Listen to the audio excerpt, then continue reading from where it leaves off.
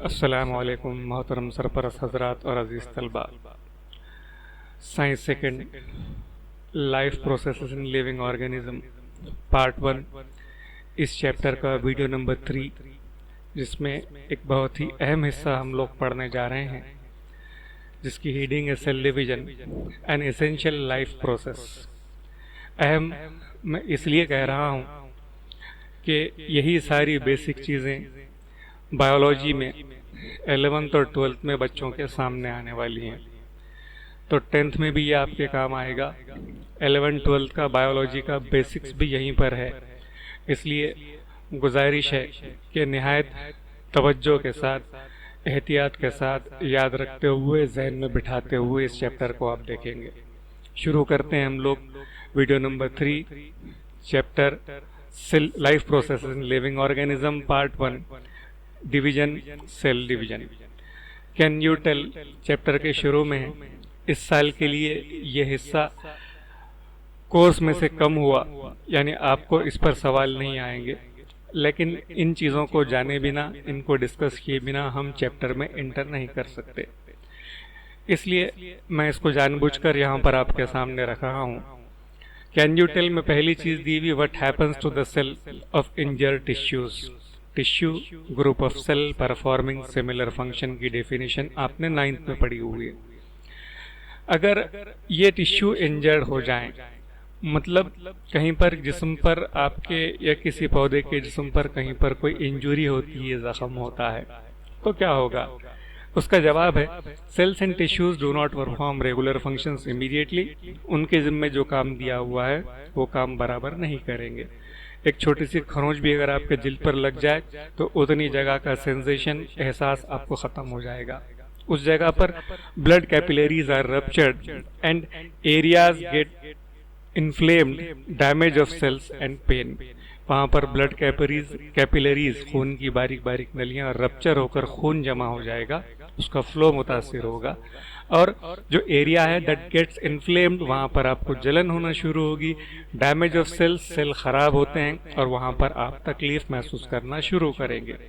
फिर can you tell में point number 2 है, whether new cells are form during healing of wound. यानी जख्म अगर अच्छी होती है तो क्या नए सेल्स वहाँ पर बनते हैं? जवाब है हाँ, बिल्कुल बनते हैं। During healing damaged cells are recovered and dead cells are removed. जो सेल्स मर जाते हैं वो निकल जाते हैं वहाँ से और नए सेल बनते हैं। नए सेल बनने का प्रोसेस है, इसीलिए हमारे जख्म भर जाते हैं। उसके बाद कैन यू टेल में आपको तीसरी चीज़ दी हुई है, do the plants get injured when do we pluck the flowers. Pluck the flowers का मतलब होगा कि जब आप फूल तोड़ते हैं तो तोड़ने पर क्या पौधे जख्मी होते हैं, and how are those wounds healed. तो पौधे जख्मी होते हैं क्या? डेफिनेटली वो भी जख्मी होते हैं। आज नई रिसर्च में ये बात सामने आई है कि प्लांट्स ऑल्सो हैव सेंसेशन, उनको भी एहसास होता है। The tissues that are lost, जो टिश्यू वहाँ पर ख़त्म हो गए, get restored by cell division.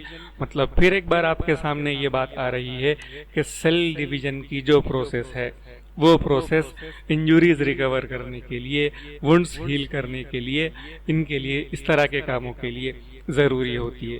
Can you tell में नेक्स्ट 4th पॉइंट आपको दिया हुआ है, how does the growth of any living organisms occur.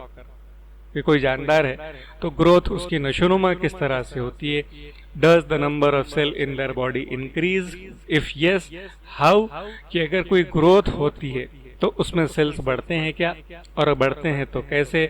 Definitely हमारे जिस्म में नए सेल्स बनने का, पुराने सेल्स टूटने का ये प्रोसेस लगातार जारी रहता है।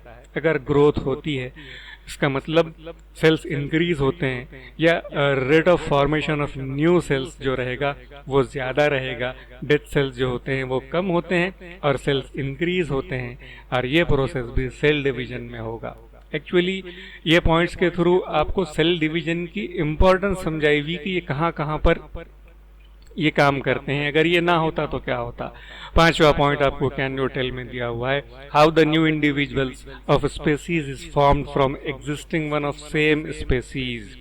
मतलब न्यू इंडिविजुअल, नई नस्ल के जानदार, ऑफ स्पेसीज मतलब जानदारों की किस्में। ये जो एग्जिस्टिंग है दुनिया में, जो जानदार हैं वो अपनी तरह के नए जानदार कैसे बना सकते हैं, तो ये प्रोसेस रिप्रोडक्शन का प्रोसेस कहलाएगा। और इस प्रोसेस के नतीजे में ही जानदार दुनिया में आते हैं। जानदार, हमने सेल डिवीजन के शुरू में एन एसेंशियल लाइफ प्रोसेस कहा इसको। इसकी रीज़न ये है कि अगर रिप्रोडक्शन ना हो तो दुनिया में आज जितनी किस्म के जानदार हैं वो दुनिया में हैं जब तक ज़िंदा रहेंगे, और फिर इनकी नस्लें ख़त्म हो जाएंगी। हाँ, अगर ये अपने ज़िंदा होते हुए अगर अपनी जैसी नई नस्लें पैदा करते हैं तो नई नस्लें पैदा करने के नतीजे में इनकी नस्लें बाकी रहेंगी, और इस तरह से दुनिया का काम चलता जाएगा। आगे है, cell division is one of the very important properties of cell and living organisms. जितने जानदार होते हैं उनके सेल्स, ये सेल से बने होंगे, और सेल डिवीजन इम्पॉर्टेंट है, ये हम अभी पढ़ के आ रहे हैं। Due to this property only a new organism is formed from existing one. ये प्रॉपर्टी जानदारों में है, इसीलिए जो है तो उनसे उनके जैसे नए जानदार दुनिया में आते हैं। दूसरी जो चीज़ यहाँ पर दी गई आपको, a multi cellular organism grows up. एक बड़ा जानदार मल्टी सेलुलर जिसमें हम भी आते हैं, ये जानदार जब बढ़ते हैं तो, और इमिशिएटेड बॉडी भी जिसको हम कह सकते हैं, एक मतलब उसका होगा extremely thin due to illness और लैक ऑफ फूड। मतलब अगर ग़िज़ा की कमी की वजह से या बीमारी की वजह से अगर कोई जानदार एकदम लागर कमज़ोर हो जाता है तो उसकी ग्रोथ एंड रिकवरी भी सेल डिवीजन की वजह से होती है। चलते हैं सेल डिवीजन की तरफ, थोड़ा सा तवज्जो आपकी इस तरफ होनी चाहिए। There are two types of cell division, number 1 mitosis and number 2 meiosis. Mitosis में ध्यान में रखिएगा कि it occurs only in somatic cells and stem cells. ये वर्ड जो यहाँ पर आपको सोमैटिक सेल्स लिखा हुआ नजर आ रहा है, ये सोमैटिक सेल्स का मतलब जिस्मी खलियात, जिस्म के किसी भी हिस्से के खलियात जो होंगे, सेल्स होंगे, वो सोमैटिक सेल्स। और स्टेम सेल्स हमारे जिस्म में कुछ वो सेल्स होते हैं जिनकी मदद से हम पूरा नया ऑर्गेनिज्म, नया एक ऑर्गन बना सकते हैं। लीवर है, लीवर की जगह पर पूरा नया लीवर स्टेम सेल्स की मदद से बनाया जा सकता है। एम्ब्रियो में ये बहुत ज्यादा में होते हैं। तो माइटोसिस कहाँ पर होगा? Somatic cells and stem sales में, जबकि meiosis occurs in germ cells. Germs मतलब जर्मिनेट होने वाले, मतलब हम इसको रिप्रोडक्टिव सेल्स भी कह सकते हैं। स्पर्म, ओवम, जहाँ पर जिनकी मदद से कहीं पर भी प्लांट्स या एनिमल्स में नए जानदार बनना शुरू होते हैं, ये प्रोसेस मियोसिस कहलाएगा। तो माइटोसिस सोमैटिक सेल्स में और स्टेम सेल्स में, मियोसिस जर्म सेल्स में होता है। अब उसके बाद बुक में आपको एक वार्निंग की तरह एक जुमला लिखा हुआ है, keep in mind the structural organisation of the cell, each cell has a nucleus and some other cell organelles are also present. आपको थोड़ा सा रिवीजन करने के लिए कहा गया कि सेल का स्ट्रक्चर क्या, कि उसमें एक न्यूक्लियस होता है और उसके साथ cell organelles, mitochondria, ribosome, lysosome, cytoplasm, इस तरह बहुत सारी चीजें उसके अंदर होती हैं। ये सब मिलाकर एक सेल बनता है। तो वो चीजें आपके जहन में होनी चाहिए। फिर एक छोटी सी लाइन आपको यहाँ पर दी हुई है, before any type of cell division the cell doubles up its chromosome number present in its nucleus. मतलब सेल डिवीजन में शुरू में जो क्रोमोसोम होंगे वो सेल डिवीजन कंप्लीट होने के बाद, माइटोसिस मियोसिस होने के बाद उनकी तादाद डबल हो जाएगी। 2n मतलब शुरू में ये 2 हो तो लास्ट में ये 4 क्रोमोसोम की शक्ल में हमको मिलते हैं। इंपॉर्टेंट लाइन है, ये जहन में रखिएगा कि 2n is doubled up to 4n after the cell division. मतलब माइटोसिस और मियोसिस कंप्लीट होने के बाद आपको 2 के 4 क्रोमोसोम मिलेंगे। अब उसके बाद एक पॉइंट आपको और दिया हुआ है, कैन यू रिकॉल, क्या आप याद कर सकते हैं? What is the shape of chromosome, give its name in the figure. अब ये फिगर यहाँ पर आपको बुक में इस तरह की दी हुई है और ये 9th की फिगर है। 9th में आपने पढ़ के आए हुए हैं कि ये एक क्रोमोसोम की फिगर है। क्रोमोसोम में ये जो 2 हिस्से ऊपर के आपको 4 हिस्से नजर आ रहे हैं अलग अलग, इनको हम आर्म्स कहते हैं। ये पहला वाला आर्म पी आर्म, उसके बाद ये जो बीच का हिस्सा है इसका सेंटर, ये सेंटर को सेंट्रोमियर कहते हैं। सेंट्रोमियर और एक वर्ड सेंट्रियोल भी आने वाला है, वो इससे अलग है, इसलिए ध्यान में रखिएगा कि क्रोमोसोम का जो सेंटर है that is called as centromere. उसके बाद तीसरी चीज जो यहाँ पर दी गई है आपको दैट इज क्यू आर्म, और लास्ट में दिया हुआ ये जो धागे की शक्ल का फाइबर आपको नजर आ रहा है that is the DNA of that chromosome. इसी ताल्लुक से एक पॉइंट और बुक में लिखा हुआ है, वो भी मैं आपके सामने रख देता हूँ। A pair of each type of chromosome is present in 2n condition. 2n मतलब क्रोमोसोम की एक जोड़ी होती है, whereas single chromosome of each type is present in n condition.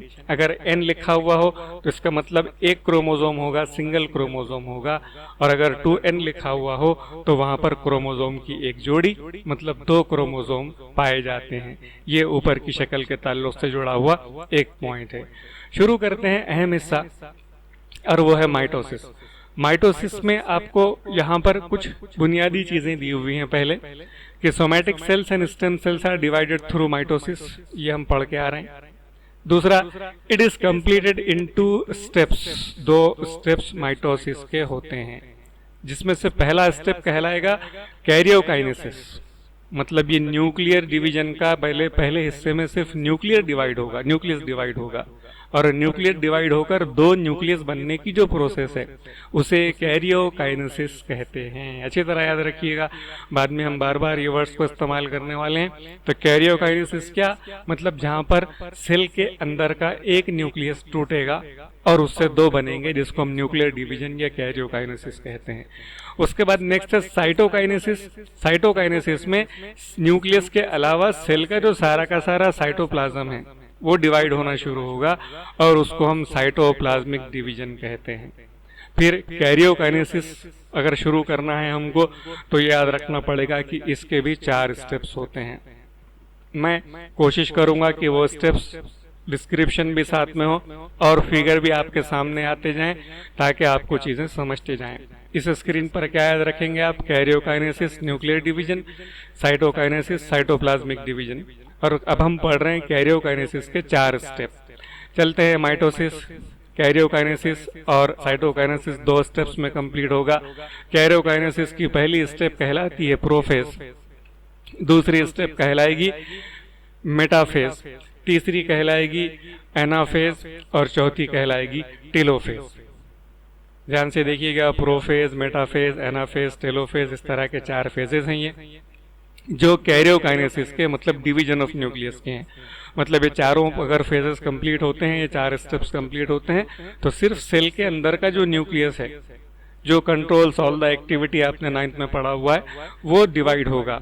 Prophase में क्या होगा, तो प्रोफेज में जो चीजें होती हैं उसको मैंने मुख्तसर यहाँ पर लिखा हुआ है, ध्यान से देखिएगा। Number 1, condensation of chromosome starts. Condensation मतलब वो सुकड़ना शुरू होंगे क्रोमोसोम। उसके बाद सेंट्रियोल, ये जो मैंने कहा था आपको कि सेंट्रियोल एक सेल ऑर्गेनेल है, तो ये सेंट्रियोल डुप्लीकेट्स इसके 2 होना शुरू होते हैं, and moves to poles of the cell, मतलब सेल के सिरों पर, सेल के जो न्यूक्लियस जो रहेगा ये उसके सिरों, सेल के न्यूक्लियस के बाहर सेल के सिरों पर, पोल्स मतलब उसके सिरों पर जाना शुरू होगा। Nuclear membrane and nucleolus start to disappear, मतलब न्यूक्लियोलस और न्यूक्लियर मेम्ब्रेन जो होती है, न्यूक्लियस के तरफ की जो झिल्ली होगी वो डिसअपियर होना शुरू होगी।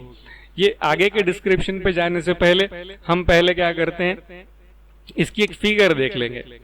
फिगर में यहां पर ध्यान में रखिए, ये माइटोसिस, कैरियोकाइनेसिस, पहला इंटरफेज। इंटरफेज में आपको सेल इस तरह से उतार कर दिया हुआ है, मतलब ये इंटरफेस से मुराद ये जो बीच में आपको छोटा छोटा जाला नजर आ रहा है, ये इसका जेनेटिक मटेरियल क्रोमोसोम ये रेडी टू रिप्रोड्यूस है, इसलिए इसको हम इंटरफेस कहते हैं। और ये जो नजर आ रहा है आपको, दिस इज द सेंट्रियोल।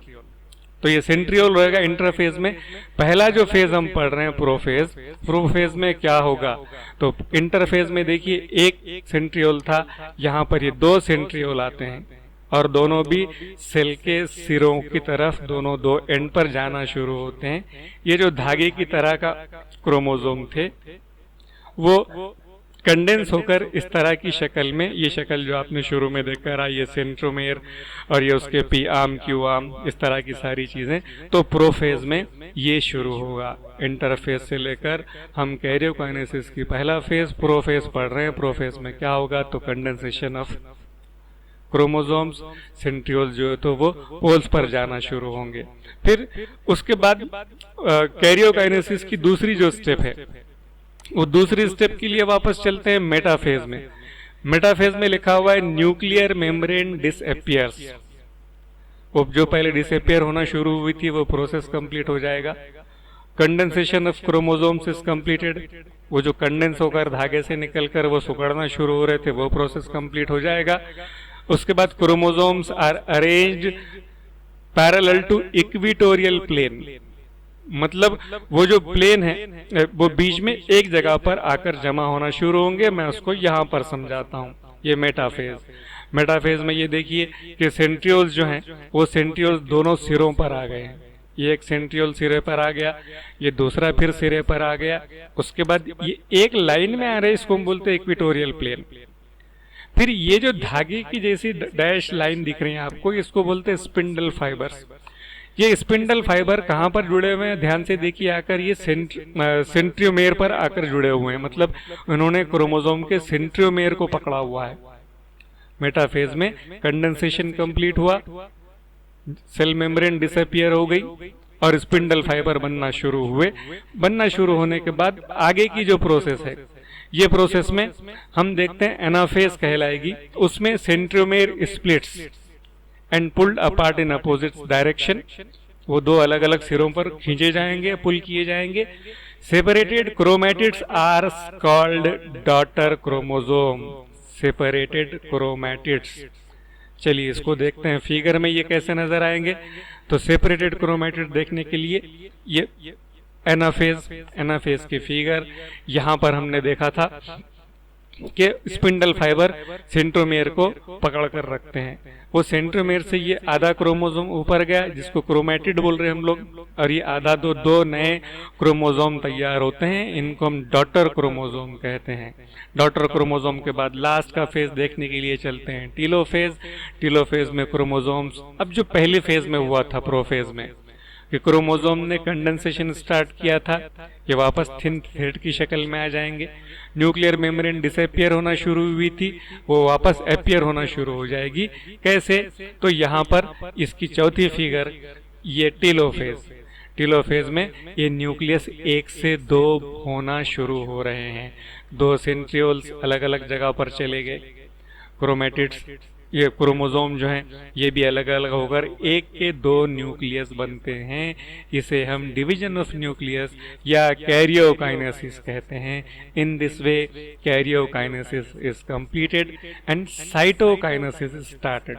अब ये साइटोकाइनेसिस कहाँ से आ गया, चलिए उसको देखते हैं। माइटोसिस, साइटोकाइनेसिस मतलब डिवीजन ऑफ साइटोप्लाज्म। अब सेल का न्यूक्लियस के 1 से 2 हो गए, ध्यान में रखिएगा। बाकी जो सारा सेल है वो अकेला ही है भी। तो ये 2 न्यूक्लियस आपको यहाँ पर फिगर में नजर आ रहे हैं अलग होकर, और फिर उसके बाद साइटोप्लाज्म डिवाइड होना शुरू हो रहा है। डिवाइड होते होते ये 2 अलग अलग सेल्स में बनना शुरू हो जाएंगे। तो ये प्रोसेस कहलाएगा साइटोकाइनेसिस में। आपको साइटोकाइनेसिस में क्या क्या लिखना है, number 1 cytoplasm divides, number 2 new cells are formed, 2 नए सेल बनते हैं।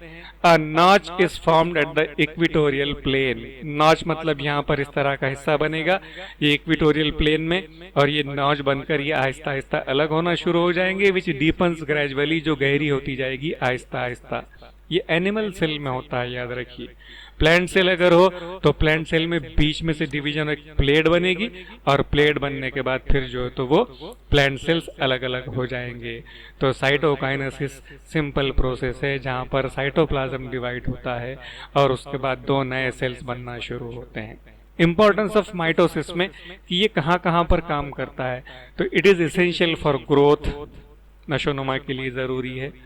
Restoration of emaciated body, emaciated body को रिस्टोर करने का काम वुंड हीलिंग, जख्मों को भरने का काम, फॉर्मेशन ऑफ ब्लड सेल्स मतलब इंसानी जिस्म के अंदर जो नए सेल्स बनते हैं उनका कंप्लीट होने का काम भी, नए सेल्स तैयार होने का काम भी ये माइटोसिस के नतीजे में होगा।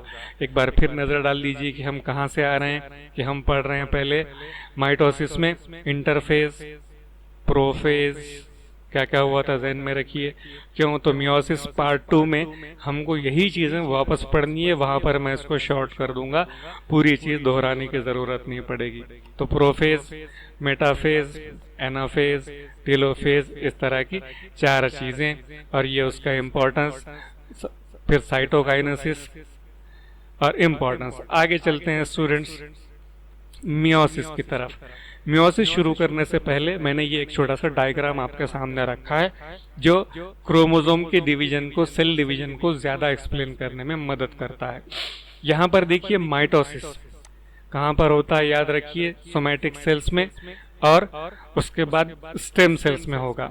ये यहाँ पर number of chromosome 2n, mitosis में सेल डीएनए रेप्लिकेट होगा, मतलब क्रोमोसोम रेप्लिकेट होना मतलब उसकी नकल बनना क्रोमोसोम की नहीं बनेगी, डीएनए की बनेगी। क्रोमोसोम उतने ही होंगे जितने पहले थे। फिर माइटोसिस के अगले स्टेज में 2 नए सेल तैयार होते हैं। शुरुआत की थी हमने 2n, number of chromosome 2n, तो 2n वाले 2 सेल यहाँ पर हमको बनना शुरू होते हैं। ये होगा माइटोसिस में, मतलब 2n वाले 2 नए सेल तैयार हुए। मियोसिस में क्या होगा? तो मियोसिस पहली चीज तो जहन में लाइए कि ये जर्म सेल्स में होता है, मतलब स्पर्म ओवम इसमें होगा।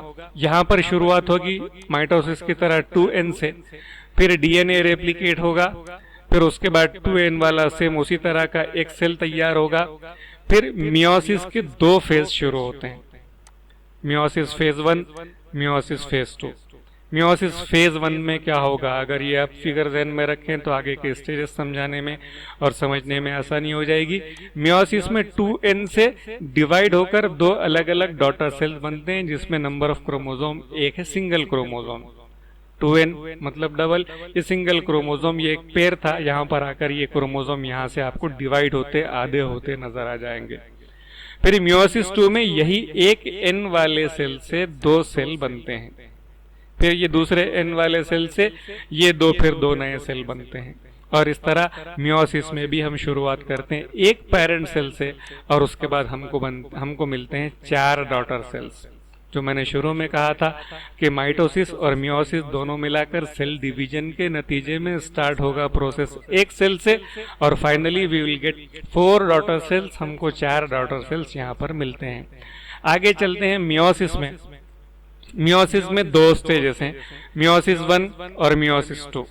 पहले देखते हैं मियोसिस 1 में क्या होगा। मियोसिस 1 में यहाँ पर बुक में आपको 3-3.5 लाइन में लिखा हुआ है कि रिकॉम्बिनेशन और crossing over occur between homologous chromosomes and thereafter those homologous chromosomes are divided into 2 groups and thus 2 haploid means single set of chromosome।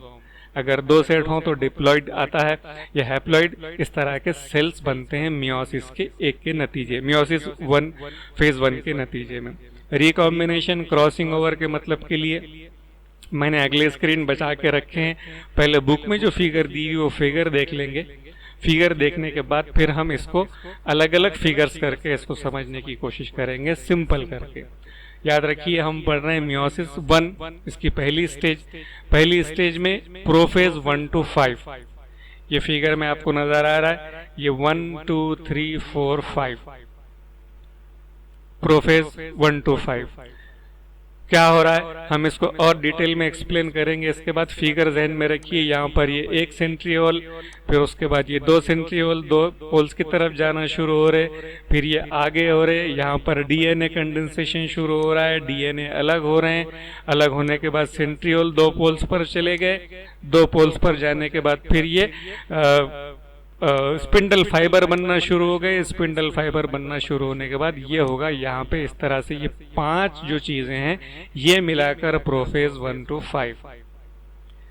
फिर उसके बाद मेटाफेज 1 में ये इक्वेटोरियल प्लेन में आ गए, क्रोमेटिन फाइबर ने स्पिंडल फाइबर ने क्रोमोसोम को जकड़ कर रखा हुआ है।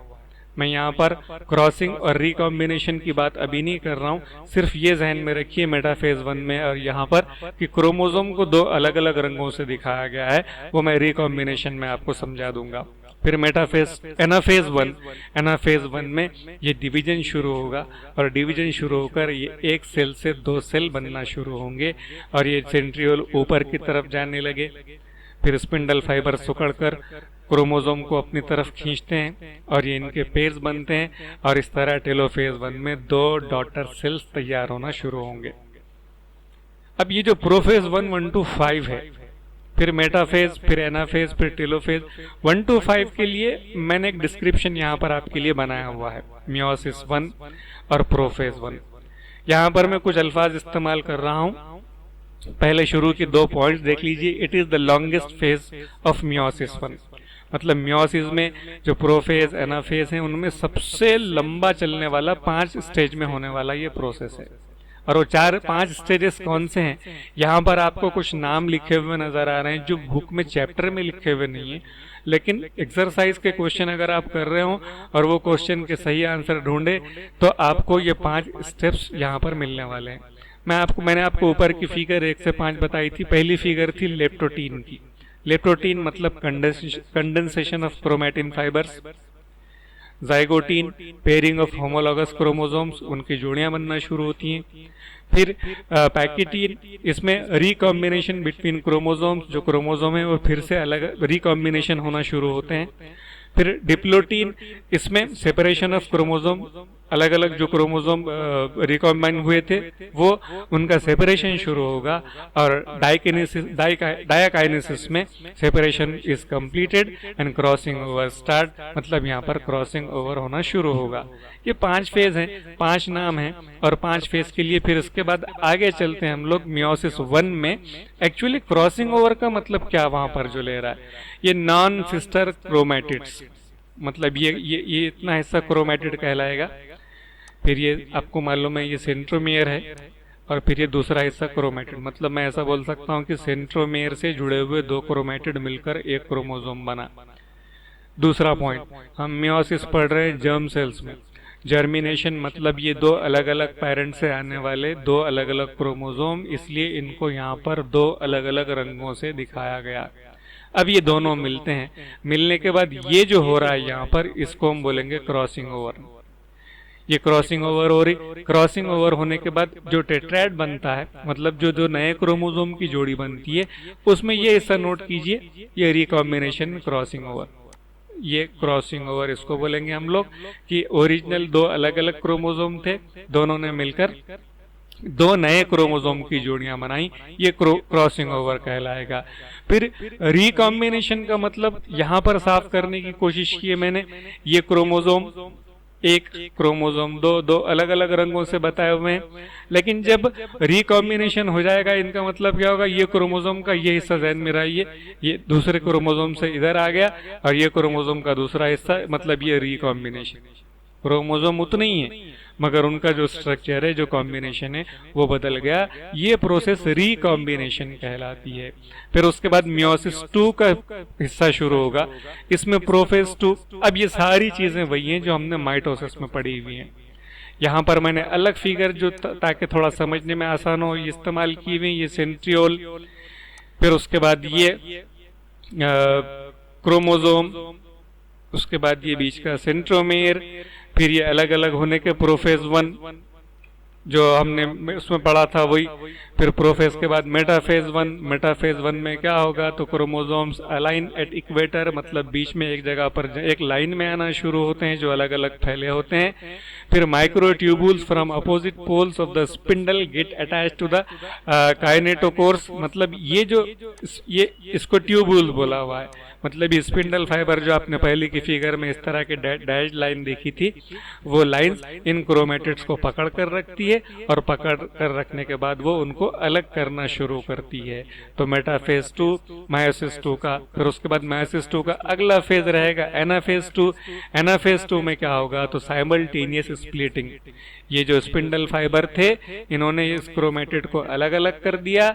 अलग करने के बाद ये जा रहा है सेंट्रियोल इस पोल की तरफ, ये सेंट्रियोल इस पोल की तरफ, और इस तरह ये प्रोसेस आगे की तरफ बढ़कर दो नए सेल्स बनाने की तरफ बढ़ती है। तो टेलोफेज 2 इसका जो आखिरी हिस्सा है टेलोफेज में, ये दोनों अलग अलग हो जाएंगे और अलग अलग होने के बाद इस तरह दो नए सेल हमको यहाँ पर मिलते हैं। तो मियोसिस 2 बिल्कुल एग्जैक्टली वही है जो माइटोसिस में हुआ था। और इस तरह फिर मैं आपको आपके सामने एक ये फिगर वापस ला रहा हूँ कि हम स्टार्ट करते हैं माइटोसिस में जो सोमैटिक सेल या स्टेम सेल्स में होती है, 2n से शुरू किया था और माइटोसिस कंप्लीट होने के बाद 2n वाले हमारे पास दो अलग अलग सेल्स बनते हैं। फिर उसी का मियोसिस होगा, ये जर्म सेल्स में होता है। हमने 2n से स्टार्ट किया था, कंप्लीट होने के बाद सेल डिवीजन कंप्लीट होने के बाद इस तरह हमारे पास 4 नए डॉटर सेल्स तैयार होते हैं। इस तरह इस चैप्टर का ये एक अहम हिस्सा ख़त्म करके हम ये चैप्टर यहाँ पर ख़त्म करते हैं।